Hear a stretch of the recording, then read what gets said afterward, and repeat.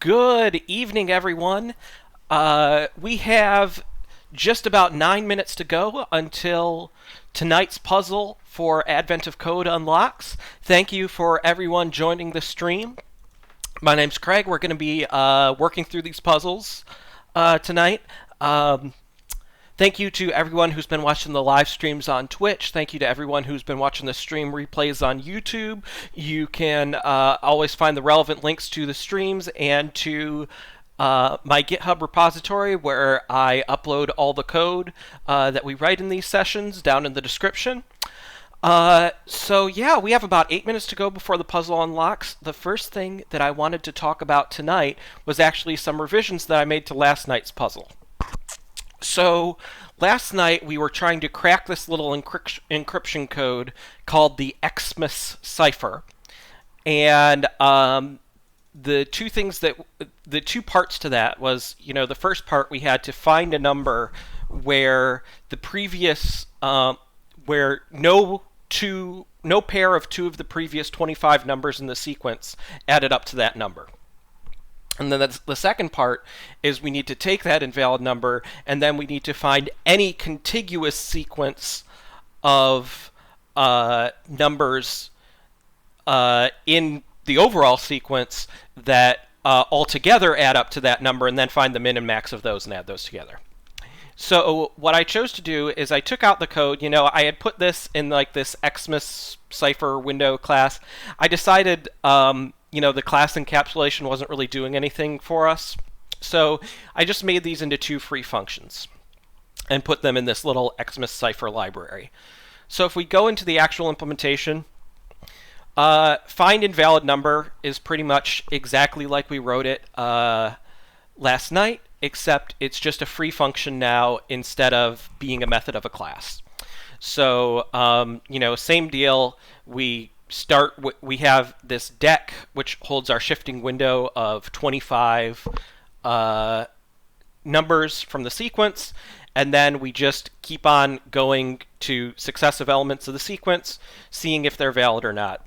And this next valid just determines, given the window of the 25 previous ones, we try to find two different numbers that add up to the next number. And if we do find them, the next number is valid. If not, it's not valid, and we return that position.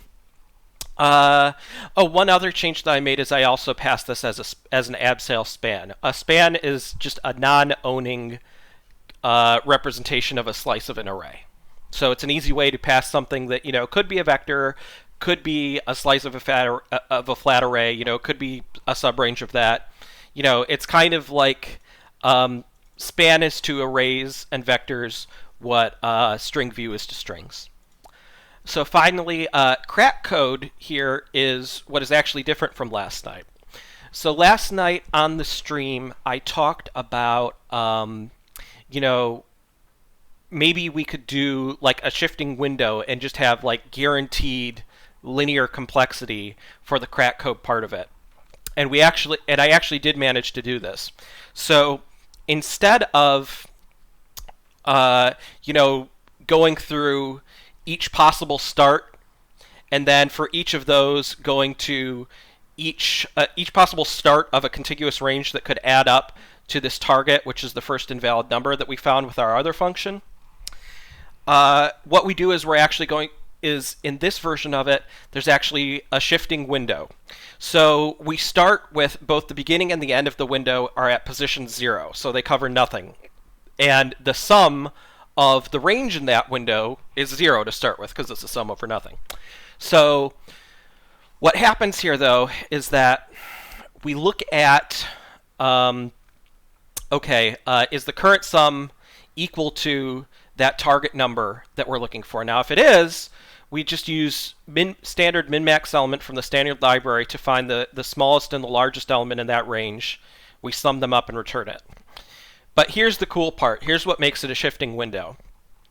If our sum is less than the target, then we know that we need to add more to it. So we need to make the range bigger. So we move the end one forward and we add in one more number. Now conversely, if the sum is greater than the current target, then it's too big and we need to reduce the size of that sum. So we move the start of the window forward and we subtract that value.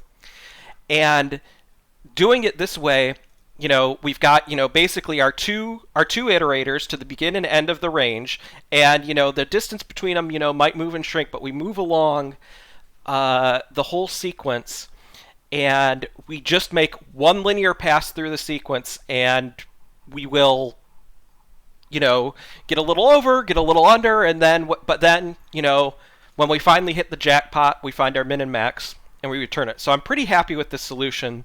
I think that it is about as efficient as you're going to get. Like I said, linear time complexity for this part. So yeah, that's my revision to last night's puzzles. Now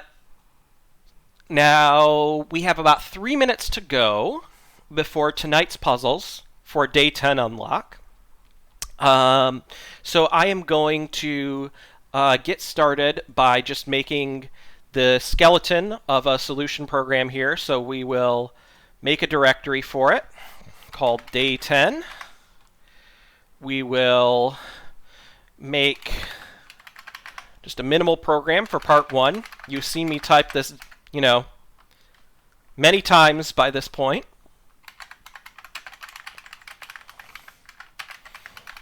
There's our basic C++ program. And now we'll make the build file so the Bazel build system knows how to build it.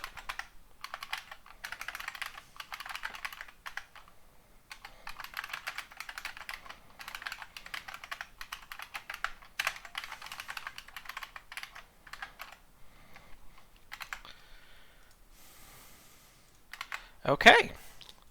And we'll go ahead and run that here, compile it and run it. And it returns nothing because, the program doesn't actually do anything yet. All right. Little under 2 minutes until tonight's puzzle unlocks. As always, if you have any questions or comments, feel free to drop them in the chat. If you're watching the replay on YouTube, you can post comments just on the video, and hopefully I'll see them and try to answer any questions that you have. So as I was talking about a couple of nights ago, I expect that as we go on through these puzzles into successive days, they're going to get a little more complicated, a little more tricky. And, it's possible I might get stuck and, go away and have to come back and work on these, or kind of go down a path with a solution that doesn't pan out. So, please bear with me. That's, part of the fun of solving these puzzles. But hopefully we all learn something together working on these.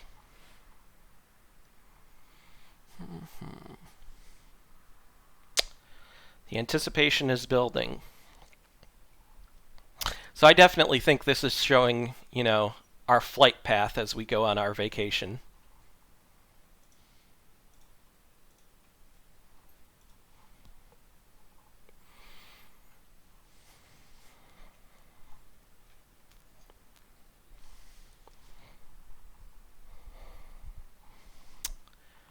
Just 10 more seconds.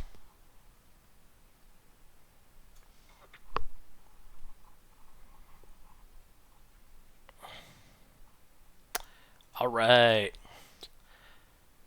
Okay, so now that we've hacked into the aircraft's data port, got weather forecast for a tropical storm. Battery's dead. We need to plug it in. Charging out in your seat produces wrong jolts. Okay. We have a list of joltage adapters in my bag. Each of your joltage adapters are rated for a specific output.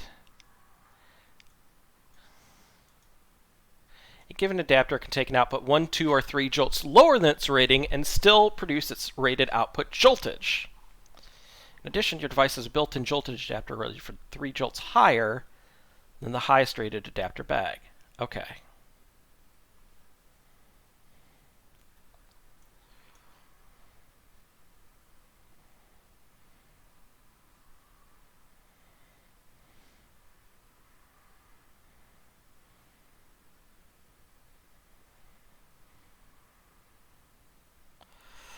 Okay, so it's actually giving us an algorithm for choosing all the adapters here.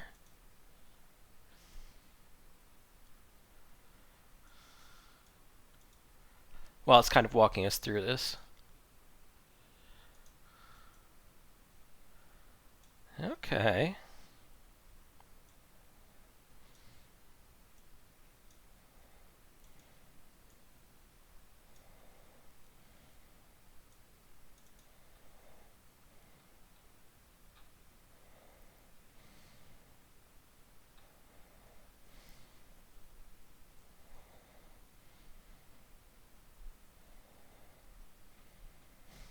So you need to find all the 1 jolt differences and the 3 jolt differences and multiply them together. So let's go ahead, download our input here.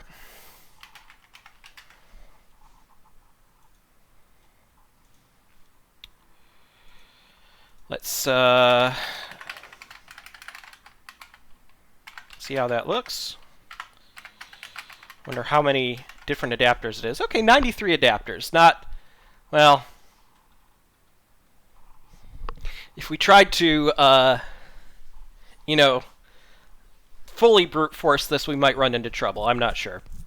So first thing we'll do is do some basic I/O.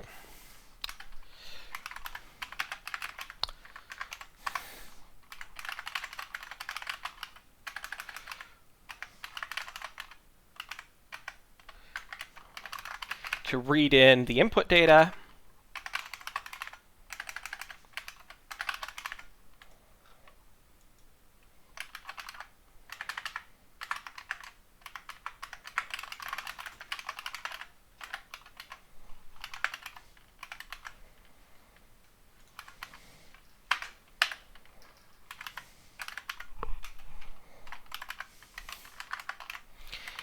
And we will, these are all small numbers, so we'll just use, regular integers to represent them.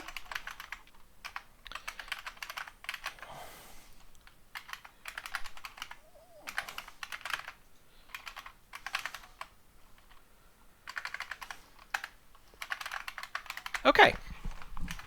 So we've got our input there, and the first thing that I'm going to do is, it seems like we always have to be increasing the number of jolts. So we always have to be going in. We always have to be going in a particular sequence because you can. I don't think if I'm reading the rules here correctly, you can never step down the joltage. You can only step it up. So we just want to sort. So basically, we want to sort this list. And we'll use std sort from the standard library to do that. And so this is the sequence that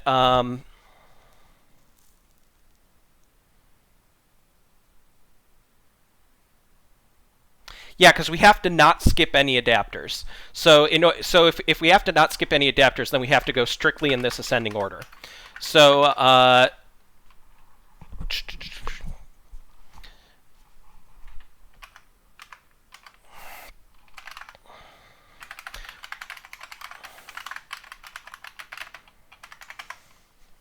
not standard in, it's just in.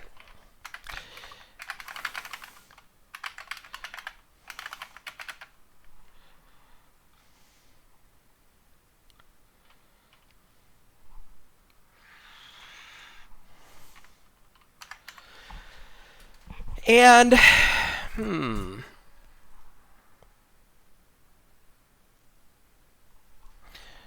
So,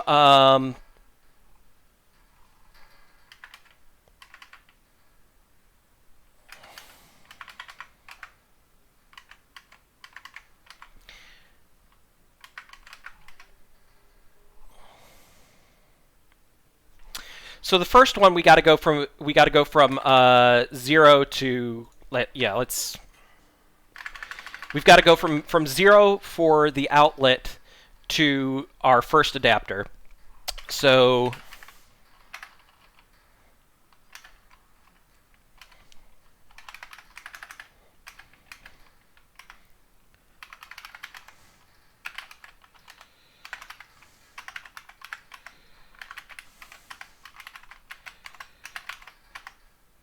if the difference is 1, we'll increase that. The count of 1 differences. If the difference is 3,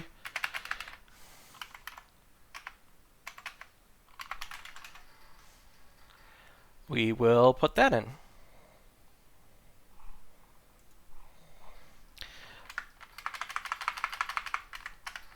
And then we are going to actually go through the whole list now. So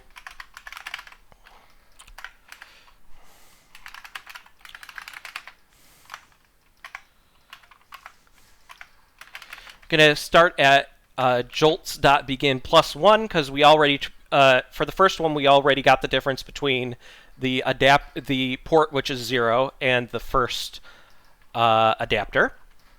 So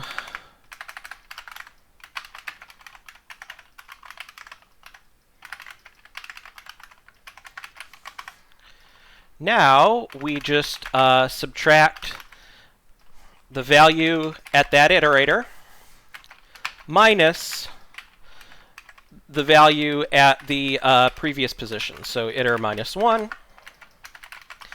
And, you know, we do exactly the same thing. Same case as in our switch.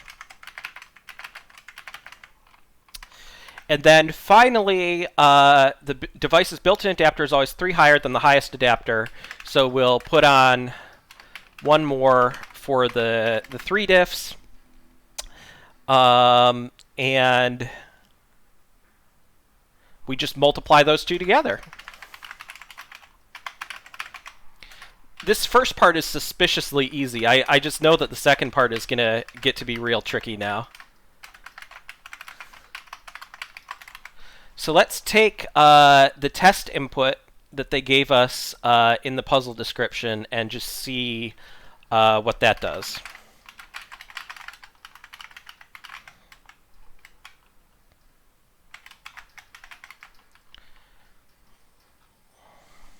Let's start with 20. Yep. Okay. So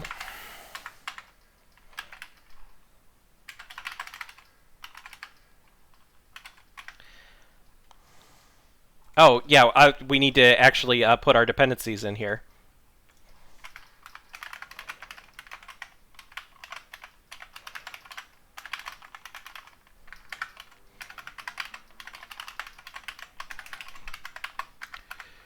Okie dokie.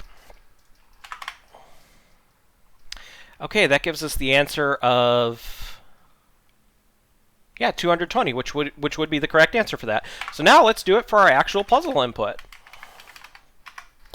Okay, 1848.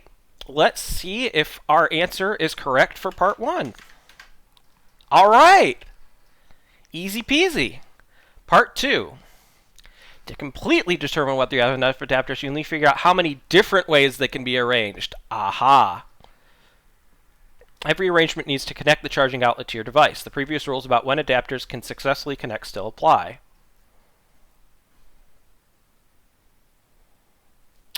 So we don't have to use everything, I guess, is the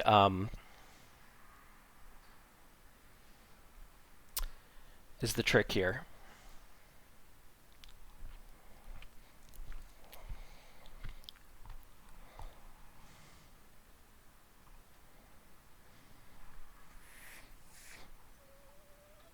There must be more than 1 trillion valid ways to arrange them.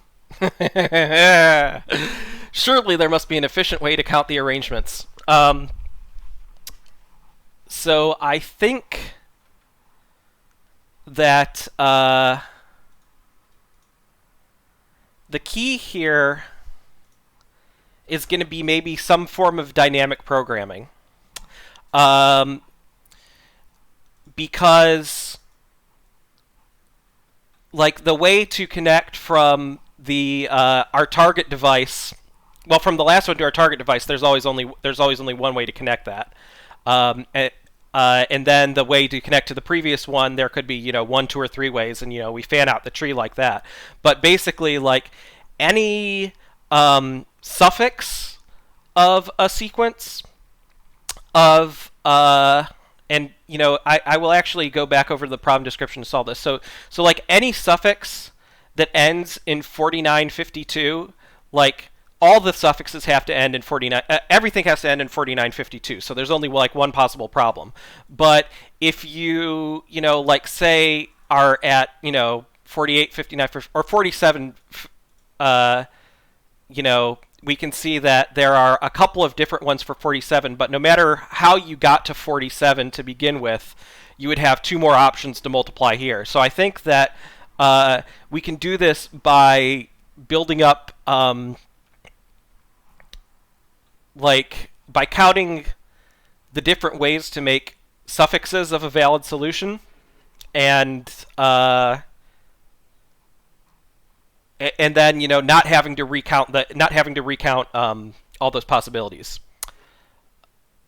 And if there's more than a trillion, we better be using int64 to count.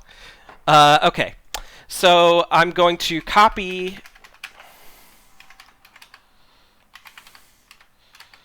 our part 1 solution to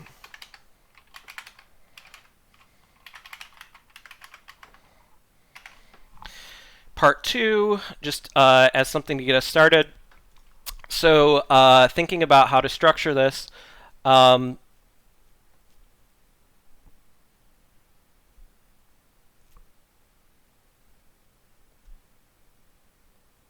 yeah.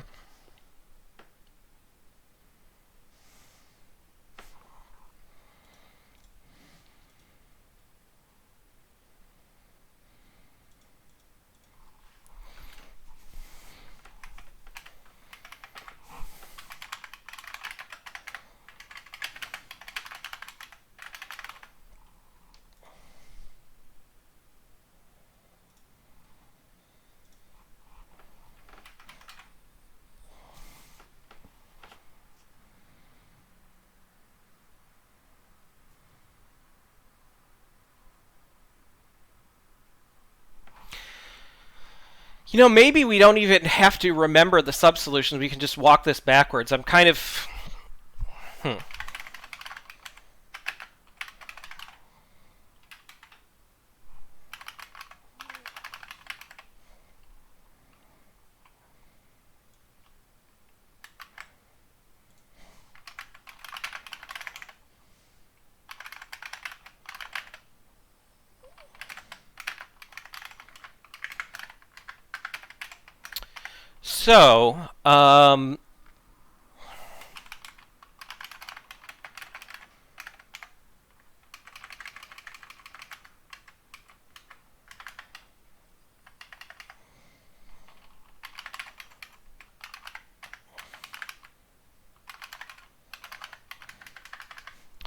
So, we start off the n by itself. There's one way to get to the n.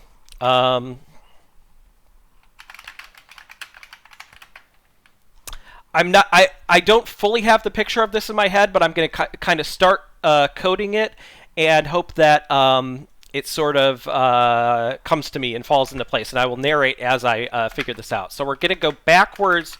We'll assume that this list is already sorted. And so we'll go backwards through it. We'll use rbegin. This is a backwards iterator. We'll do +1 because the last one, there's only one way to get to the last one.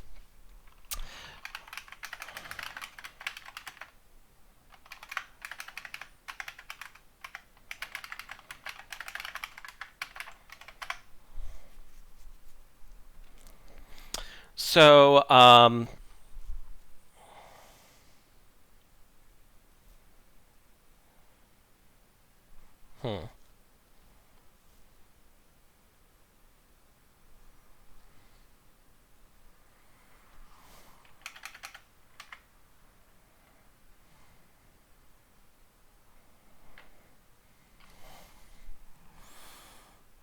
I'm thinking because there can be 1, 2, or 3, we maybe need to keep track of the possible arrangements at 1, 2, or 3 more than the current position.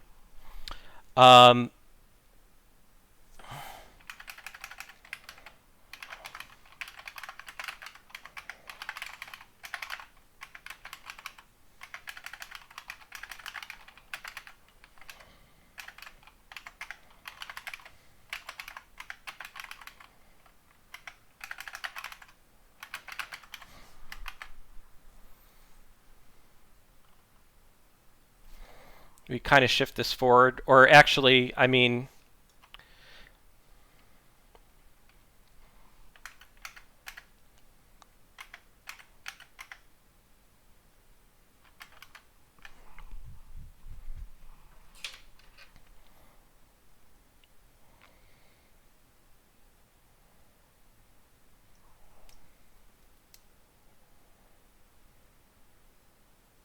you know, maybe we do just key this by suffixes, because I'm thinking I really want to do something clever, but I think just a dynamic programming solution with a dictionary might actually work fine. So let me look at how big this is again and see if that's reasonable. Okay, there's only 93 entries in here, so I think it's going to be okay.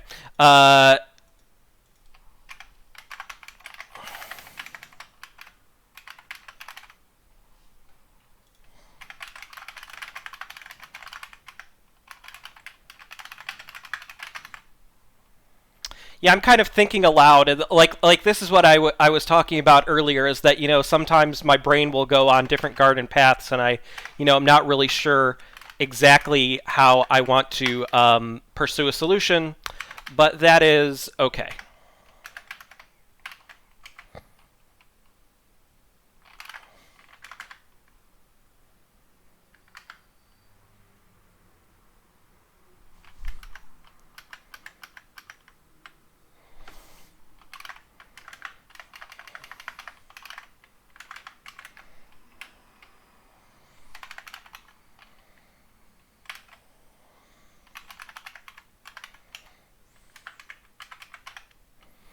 So, oh, and that should be int64t, the value, because those are going to be big suckers. So, what this map is going to do is it's going to map a particular number of jolts to the number of suffixes of solutions that exist starting with that number of jolts. So, at the very beginning, jolts suffixes of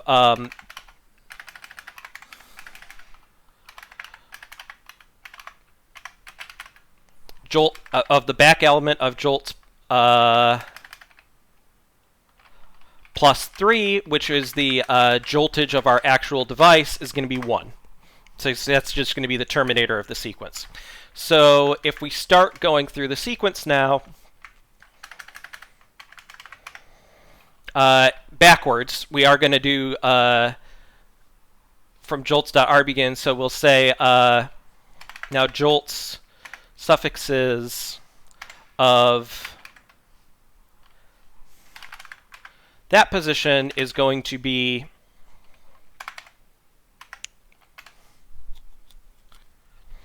the number of suffixes for that value plus 1, 2, or 3, because those are how far we can jump ahead. And I am going to just use the subscript operator to access into this map, because if an entry doesn't exist for one of those, it will actually create a new entry and it will be 0, but that is fine.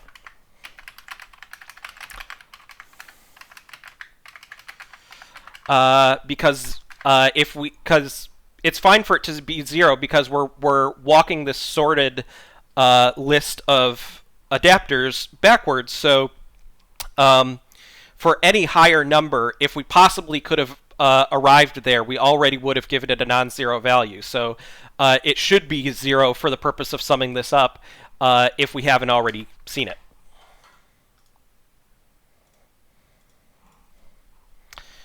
And then finally, we do this same thing for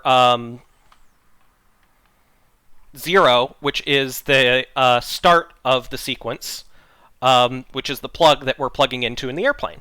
So we would return 1, 2, or 3 from 0. So we just return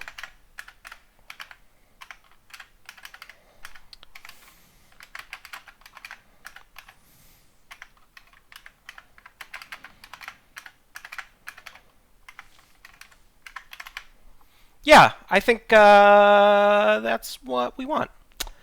So to actually print this out, once again, we're going to sort, and then we'll just call our count arrangements function.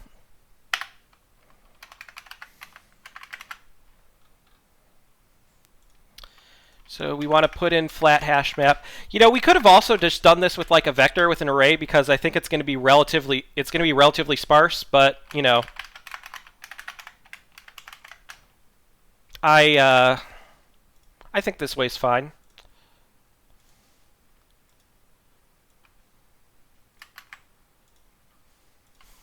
Flat hash map is going to be nearly as efficient as just a flat array in this case. Oh, and that's not going to be for part 1. That's going to be for part 2.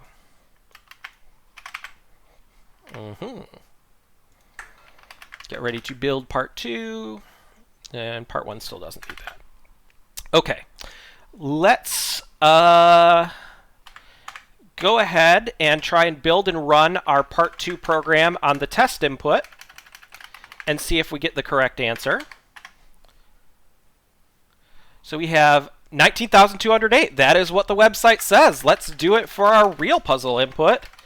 And it's going to be a big, big number. That's why we used int64, because anything else would have been too small. Let's see if that is the correct answer. All right! Another successful completion. Let's oh, we got ranked 938. Hey, that is, I think, for this year at least, a definite personal best on part 2. We cracked the top 1,000 for the first time. So it's exciting. Thank you all for being here for that. So yeah, talking about this solution, the key, the key here is that this is kind of a baby dynamic programming problem, and the key is to realize that you break it down into small problems that you only solve once. So there's only one way, as we see here, to get from your very highest rated adapter to the device that you're trying to plug in. And then you count, and then for each previous adapter, you look at, okay, what are the ways, the sequences that can end with that adapter are the ways that you could get from that adapter and then to any larger adapter by 1, 2, or 3 jolts. And because the list is sorted and we're going through it backwards, we've already calculated all of the sequences for larger adapters that could get you all the way to your device. So you add those up. So it's just a matter of solving the smaller problems first. I think, yeah, there's no reason that you couldn't go in the other direction. I think you could probably count from the beginning, from the prefixes. Just do this. Just do this forwards, starting from 0, and then instead of counting, from the suffixes that end in 1, 2, or 3 higher, you count from the prefixes that are 1, 2, or 3 lower. And it's basically the same thing. And because your window here is only, up to 3 away, this solution is actually, this count arrangements will run in linear time. And actually, it's the sorting that is the most expensive thing, because that's going to be n log n. But there's only 93 elements in our puzzle input, so not a whole lot to deal with. And it's definitely a lot easier. A strictly brute force solution would not possibly complete in time for this. So we're entering that part of Advent of code where we have to be a little bit more clever with our algorithms. And dynamic programming is one of the ways that we do that. We just remember, the solutions for subproblems, and we get where we want to go. Because if we just, looked at, like say a depth first search where we didn't remember solved subproblems and we said, okay, from 0 I can go to 1, 2, or 3. Okay, I'll go to 1. And from 1 I can go to 2, 3, or 4. And you just count up all the leaves of the tree. The program is not going to finish in any reasonable amount of time. And that would be like factorial complexity. It'd be terrible. You wouldn't want to do that. So yeah, I really like tonight's puzzle. I mean, obviously we got the solution in pretty good time on it. I look forward to more puzzles like this, where having a little bit of algorithmic cleverness is the way that you get a solution that's practical, and you actually have to start thinking about performance a little bit. We're definitely getting into that fun stage of Advent of Code. So with that said, I'm going to go ahead and wrap up tonight's stream. Thank you all for watching. If you are watching on Twitch, you can always catch the replays of my streams at youtube.com/spoonboy42. Conversely, if you are watching the replay on YouTube, there's a link to my Twitch channel down in the description. And for everybody, you can always find the code for my solutions posted up in my GitHub repository. I will put that on the screen right now. It is github.com/Craig-Chasseur/AOC2020. All the code goes up into this repository. Links will also be down in the description. You can check them out right there. Thanks again for joining me tonight. I will see you all tomorrow for Day 11's puzzles. Have a good night.